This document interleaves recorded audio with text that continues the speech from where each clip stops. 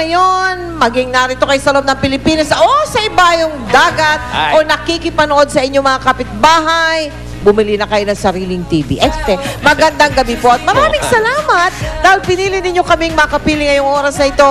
Pards, magandang gabi sa'yo. Walang gaganda pa sa'yo, Mel, ngayong gabi, mga kaibigan. At kayo rin yan. Isang nakakamanghang pagtalanghalang handog namin ngayon dito sa Mel and Joey. Yeah! At syempre sa ating balitaktakan, isa na namang matindi issue natin ngayon, ha? Tungkol pa rin sa pag-ibig, no? Yan ang pagdedebatihan natin. May kinalaman po yan sa pagli-live-in na mga magsing-irog. Teka, panoorin muna natin ito.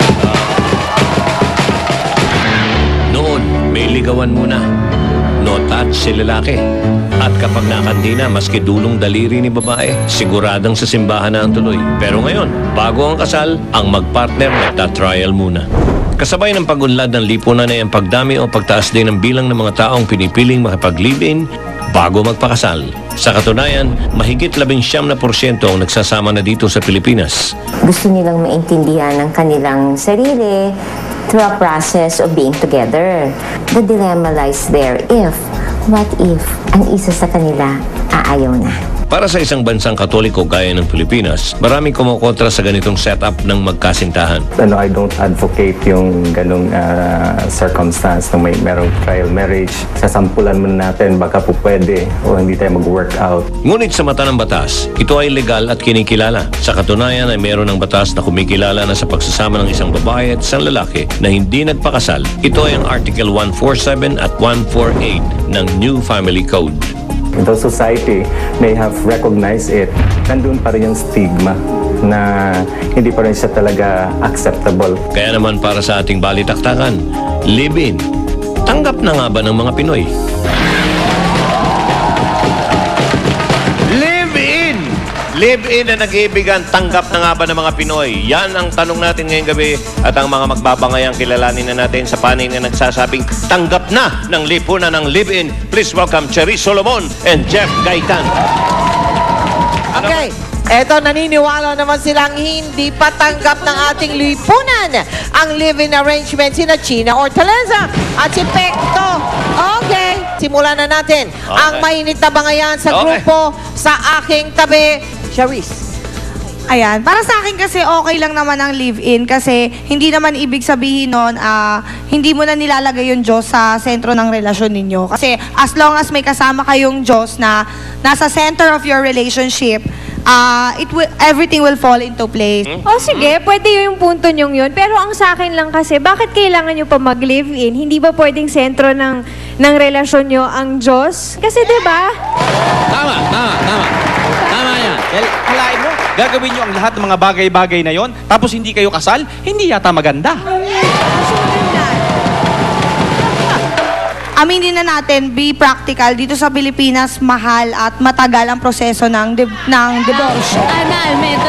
Kasi ganito yan, di ba? Parang ang sa akin lang is kung hindi pa kayo handa, number one, hindi pa kayo sigurado sa partner nyo. Aba, sino ba nagsabi sa inyo na kailangan nyo na magpakasal kagad? May time frame ba to? Siyempre, di ba, pwede naman kayong magkaroon ng relasyon, kilalanin nyo yung tao habang mag-boyfriend at girlfriend kayo, saka ka magpakasal pag talagang feeling mo, eto na to. Oo. Meron kasing marriage na hindi nag-work. Merong marriage na nagkakasakitan. Marami. So, umpisa pa lang, is ni-save mo na yung sarili mo sa possible misery kung sakasakali mang hindi kayo maging okay. Nakikita mo naman yun yung signs na yun. Kailangan mo lang maging observant dun sa partner mo. Aba, meron po kaming kasama meron dito. dyan. Gusto ko sabihin. Realidad po kasi ng buhay ngayon. Sa panahon ngayon kasi yung mga couples, nagpapadala sa bugso ng damdamin nila, di ba? Kahit yung mga kabataan, kahit hindi kabataan, di ba? Nagpapakasal, 6 months lang sinasabi nila, ay mahal namin yung isa't isa, destiny daw. Pero after 6 months nilang magpakasal, after 1 year, naghihiwalay. Hindi naman porket live-in negative na, di ba? Kung iisipin natin, instrumento nga yun para makilala nyo yung isa't isa, para kung sakaling hindi nyo nagustuhan, di ba? Hindi kayo mahihirapan na Sandali. May sagot yan, may sagot. Sagutin mo. sagutin mo Sa yan. akin naman, sa akin, bilang tao, ba't mo pakakasamahin yung isang tao kung di ka naman sigurado, di ba? Tama. At saka Sama ang isa loob mo, pa, live-in, ibig sabihin, hindi sila kasal. At once na nagiwalay sila, yung babae, wala siyang benefits. And then, yung lalaki lang nagkakaroon ng benefits. Para sa akin naman, pinagtatanggol ko na yung mga kababaihan dahil mahal na mahal ko ang mga babae. Ikaw ba, Parts? Hindi, Ano ako masasabi mo nagbibiro dyan? lang kanina. Kasi ang, ano na naman to kaso na naman ng mga case-to-case basis. Oo Oo nga. Sabi nga ng iba, yan live-in pang mayaman lang. Sinasabi, hindi, Pang mayaman sinasabi ba? ng karaniwan. Oo. Yung live-in sa may pera lang. Oh. Isa mahihirap, Ano? ganun din Sa mahirap, wala nga Kaya, choice Lalo na yung mahirap. dahil wala nga silang Walang gastos choice, edi magsasama na lang. No?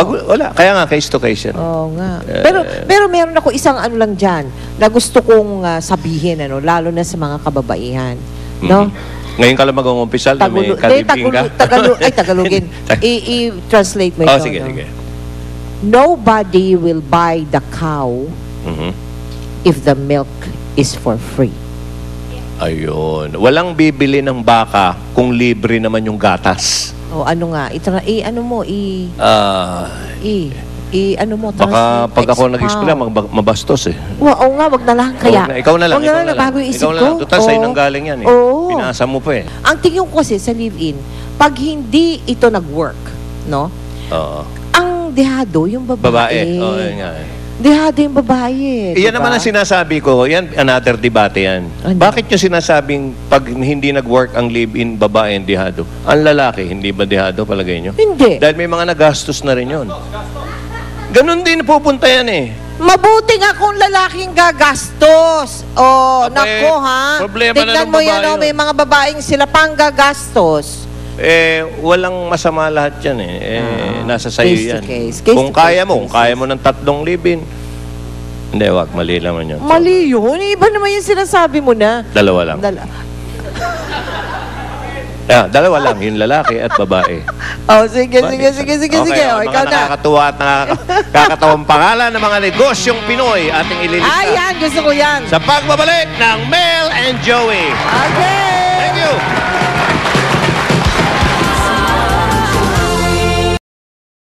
Na naman, pagharap niyo ako sa Mel and Joey, anong ibig sabihin niyan? Setting na ni Joey.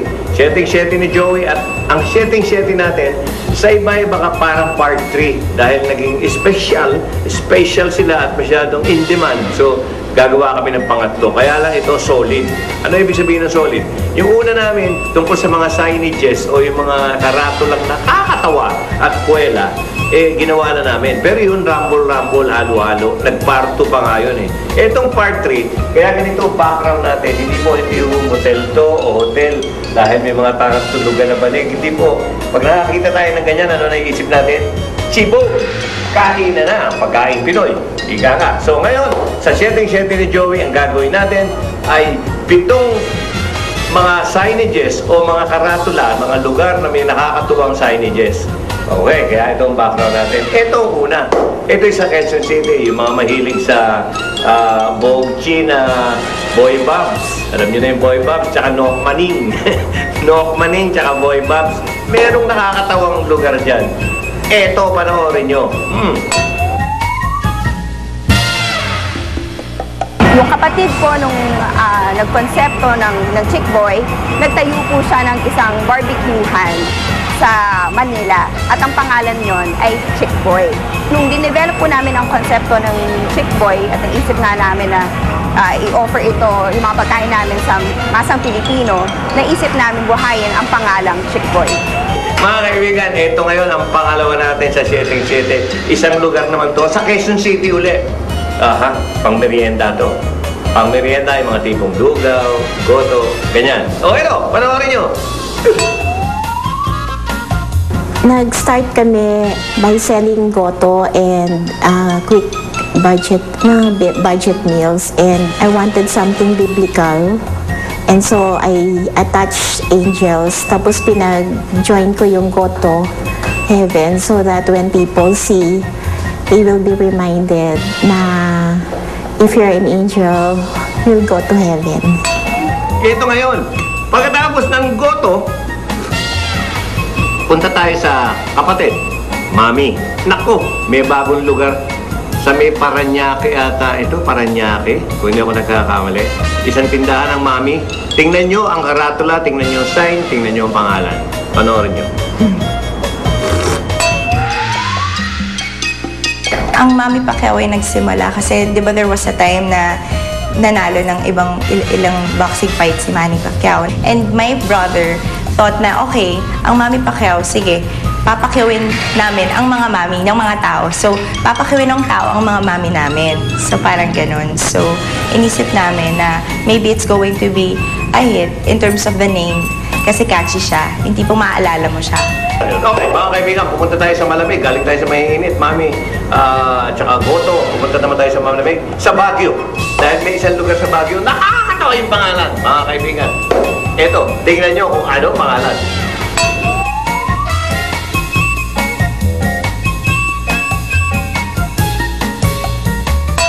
Mga kaibigan, ito naman isang lugar uli ito na ang pangalan niya ay pwedeng...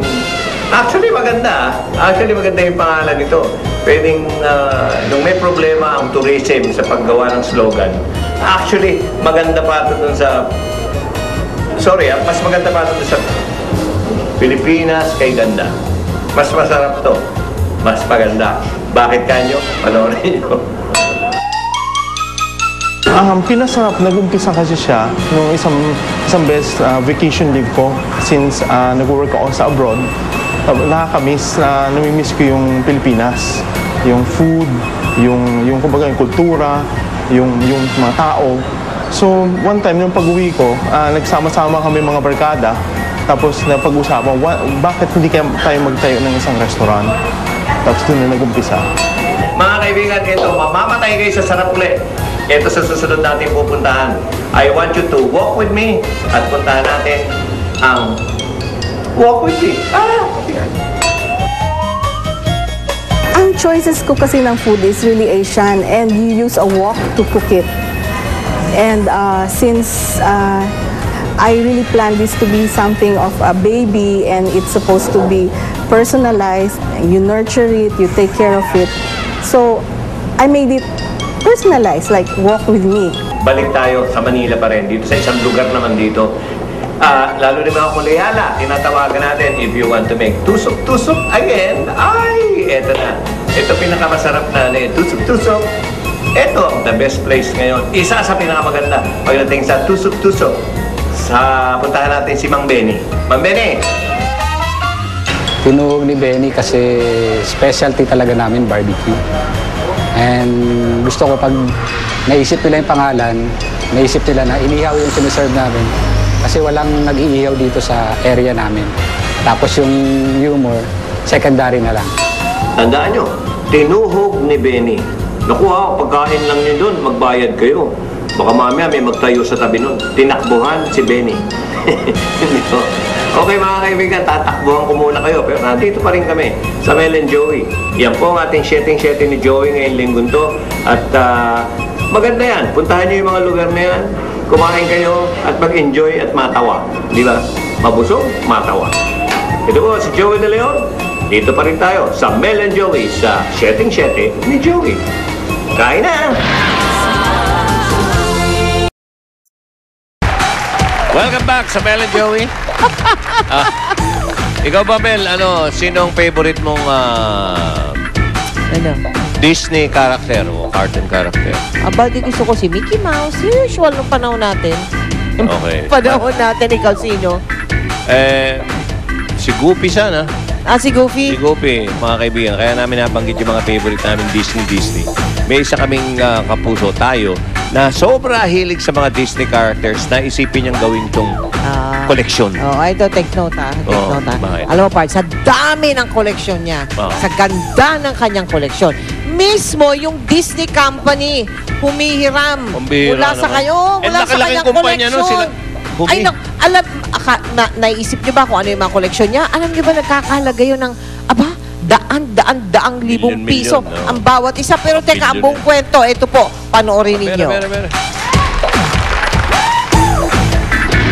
Ang Gerald Genta Mickey Mouse Watch, halos kalahating milyong piso. Ang Bambi Field Mouse, nabili ng halos 10,000 dolyar. Ang Tinkerbell at Disney Glass Centerpiece, limited edition kaya't mahigit 5,000 dolyar. Ilan lang ito sa pribado at mamahaling koleksyon ng ating naiibang Disney collector.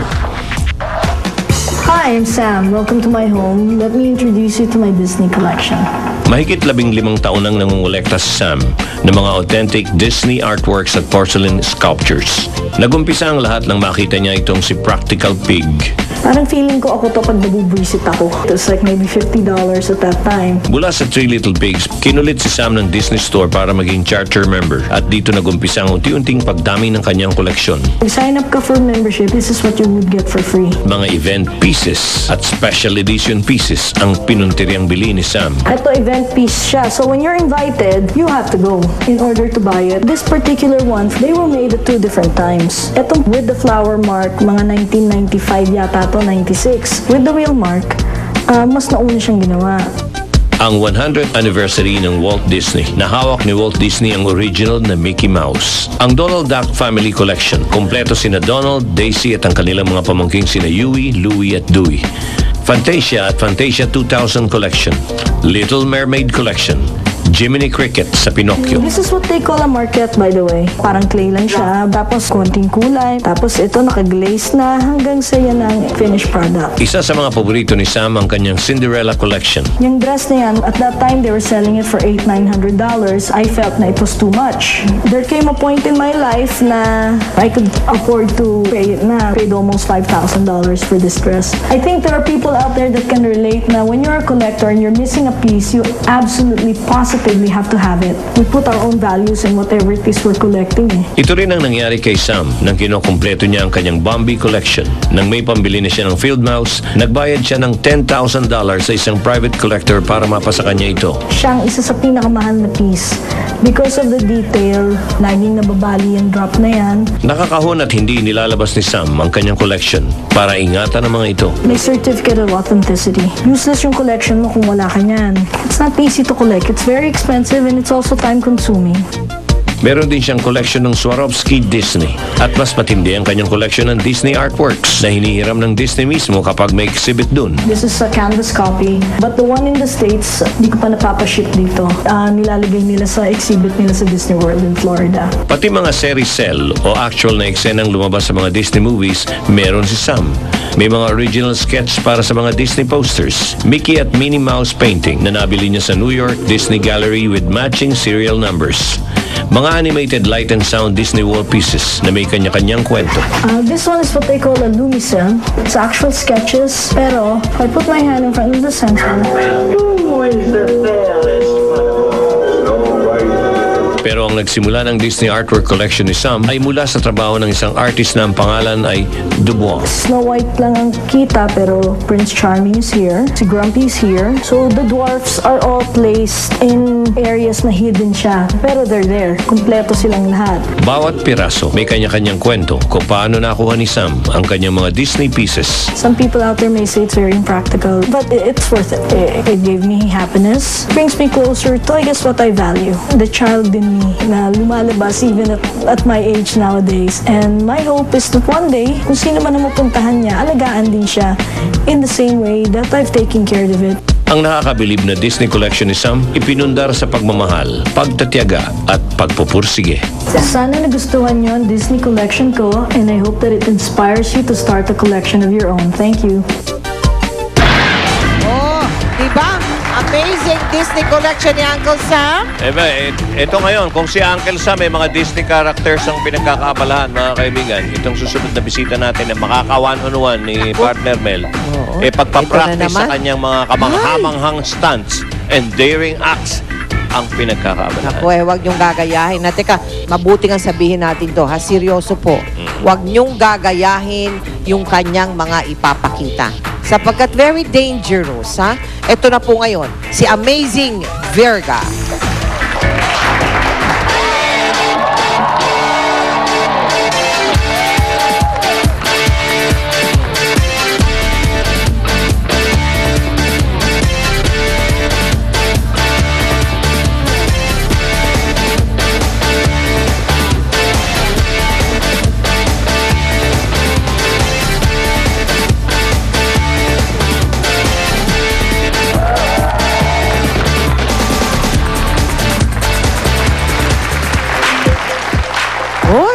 Wow! Pards, totoong bubog yung pards! Teka. May dugo-dugo pa yata. Natangga yata natin ngayon ang buko. Walang dugo, parts. Naku, sample lang ho yan ng mga kakaibang kakayahan ni Amazing Virga. Abangan po ninyo yan sa pagbabalik ng Mel and Joey. Marami pa. Mas lalong nakakatakot. Wag ho kayong alis.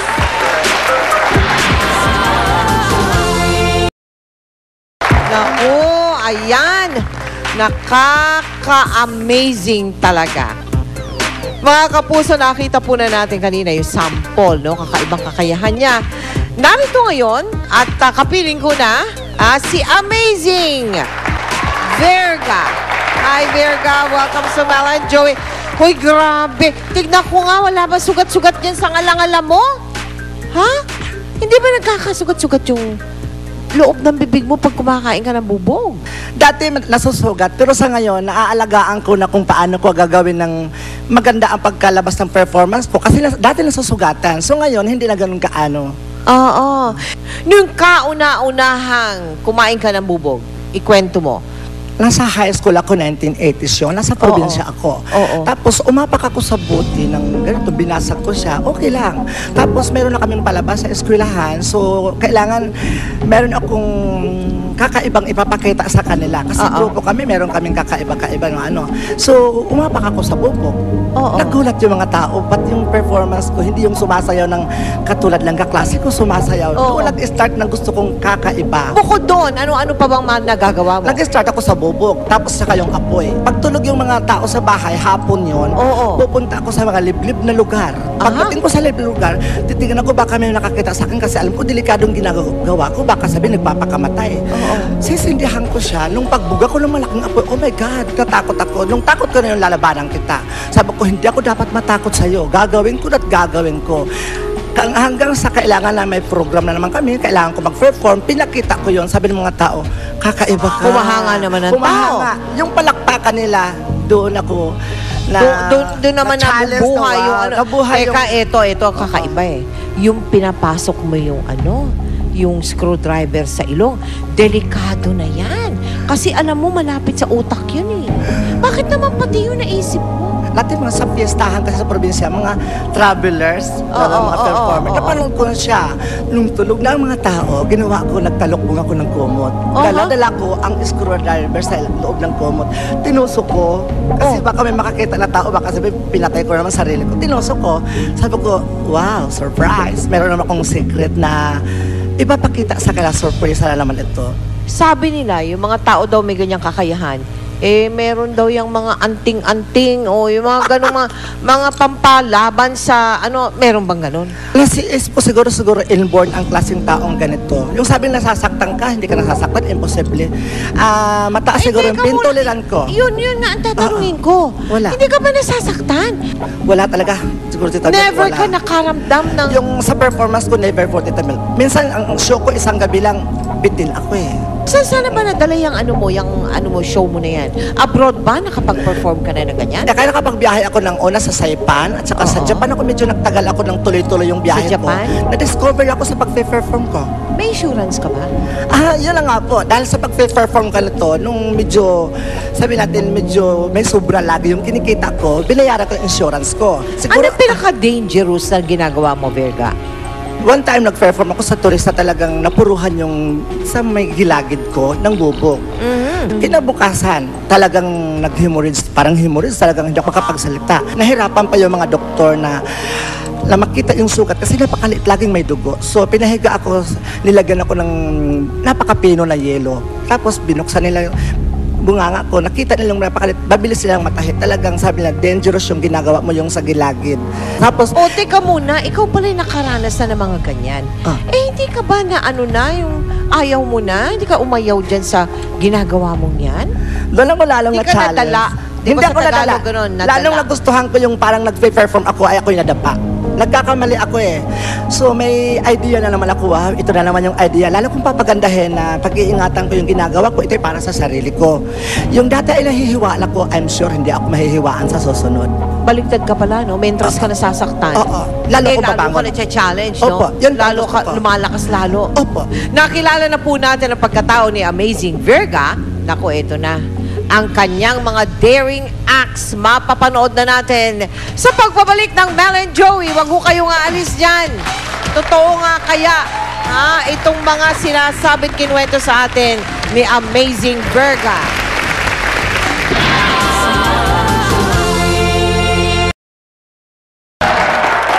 Nagbabalik po ang Mel and Joey. Alam ko po na gusto na ninyo siyang mapanood. Kaya eto na siya. Pero teka muna. Wag po ninyo siyang gagayahin, mga kapuso. Sapagkat siya, alam niya yung ginagawa niya, professional siya eh. Para sa atin, hindi pwede, lalong-lalo na po sa mga bata. Kaya narito na po siya. Palakpakan natin si Amazing Verga.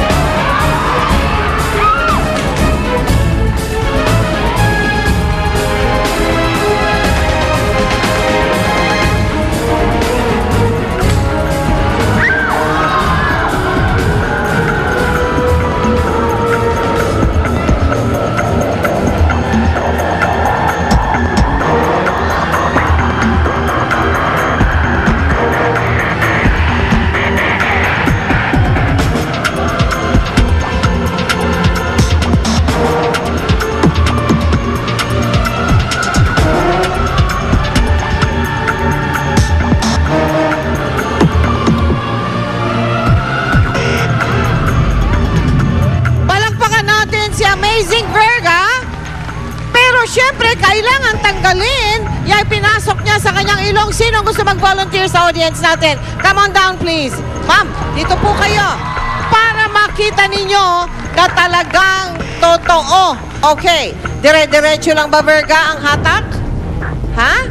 Paano hahatakin? Isa-isa, dire-diretso lang? Okay. 1, 2. Okay.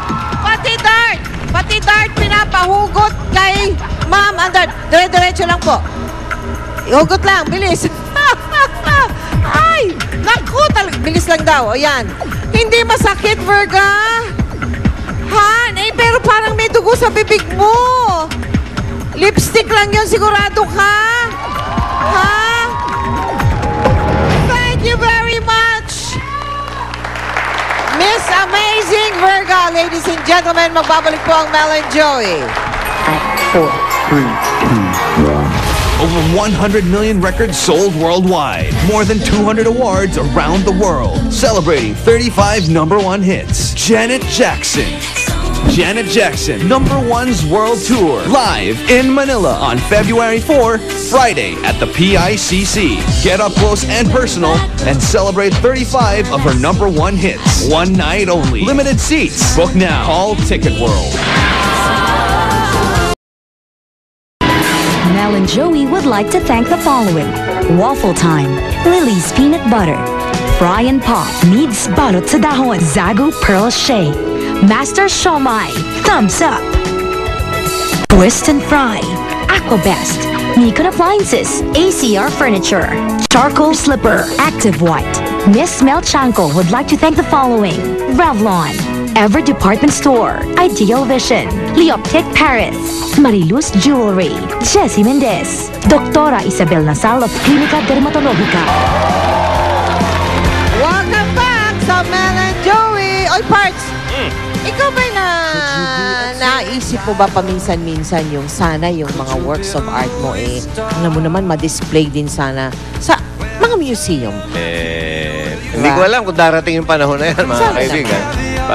Kaya lang, huwag na nating hintayin. Pero mga kaibigan, mas mabuti pang pumasyal na lang tayo ngayon sa mga museo na may kakaiba't exciting na gimmick sa ating Top 11 sa 2011 featuring museum sa Metro.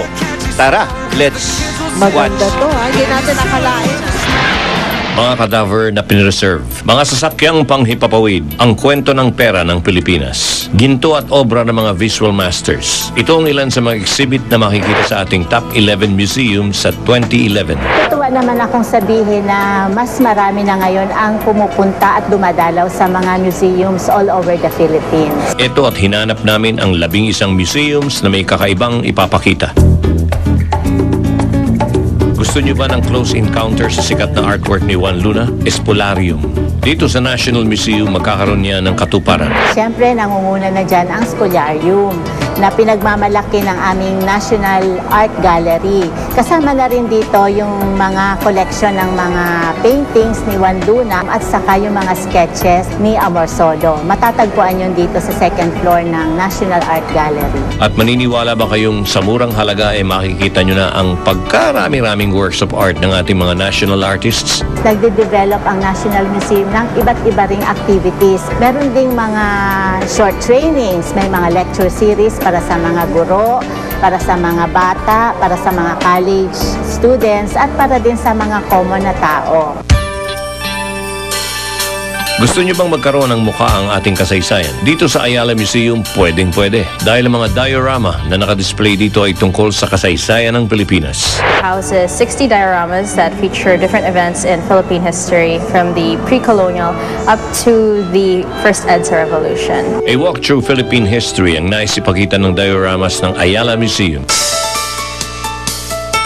Isang replika ng bahay na bato naman ang pinagmamalaki ng Museo La Salle. Noong 1996, itinatag ang Museo de La Salle at binuksan ito sa publiko noong March of 2000. Pinakikita dito sa Museo de La Salle kung paanong namuhay ang mga Pilipinong ilustrado noong late 19th century Philippines. Ang museo ay bagong building, higit na malaki kesa sa mga totoong lumang bahay na bato na nag-exist noong 19th century. At ang nakakamangha pa sa lahat, ang mga muebles, santo, at iba pang mga gamit sa bahay ay puro antigo. Ang UST Museum of Arts and Sciences naman ang pinakamatandang school-based museum. Meron kaming 6 na areas.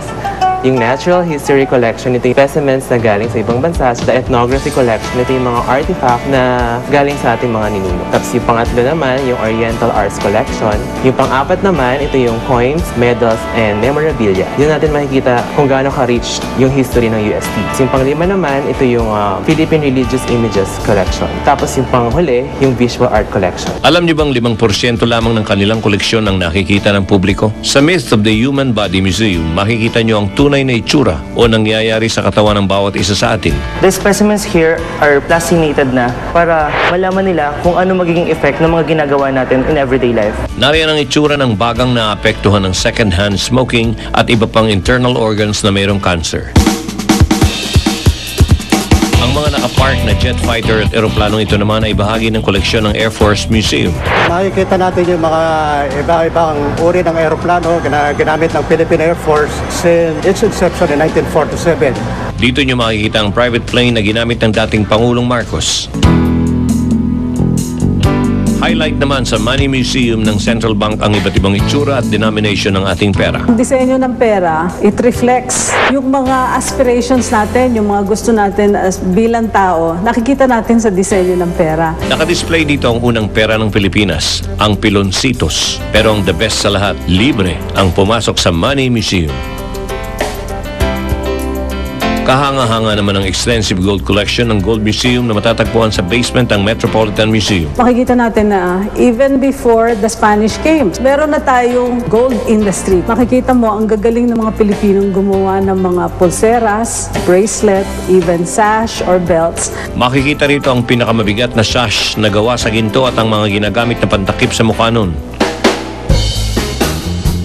Kung nais niyong ma-enjoy ang inyong museum hopping, bakit hindi iwan si Bulinggit sa Museo Pambata? Museo Pambata po yung first hands-on interactive museum for children dito sa Pilipinas.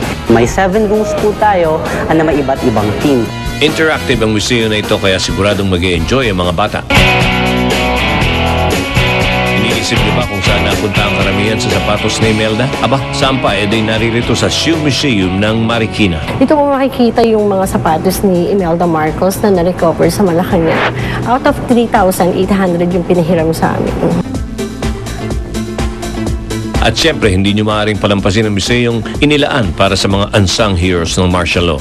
Ito ang Martial Law Museum. And makikita dito are authentic materials, documents, photographs, and memorabilia of that period of our history during the martial law dictatorship. Dito makikita ang isa sa original na Virgin Mary image na ginamit sa unang EDSA Revolution. Kaya mga kapuso, bakit hindi subukang mamasyal sa ating museums? Ito ang mga pasyalang may matututunan ka na, hindi pabutas ang bulsa. Yan, tapos na naman ang isang oras ng masayang kwentuhan. Sana po, naging amazing nga ang inyong gabi ngayon. Ito pa, dagdag, syempre yung ating thought for tonight, di mawawala yan. The more we do, the more we can do. Mas marami kang ginagawa, mas marami kang magagawa. Yan! Tira lang, tira. Wag patay-patay. Pero, diba? sa dami ng ginagawa nyo, huwag nyong kakalimutan maglagay ng space na maging biyaya ka para sa ibang nilalang. Di ba And try to see the good in everyone. Salamat sa pagsama nyo sa amin ni Mel ngayong gabi. Makita-kita tayo next Sunday para sa mas masaya pang bonding dito sa show kung saan...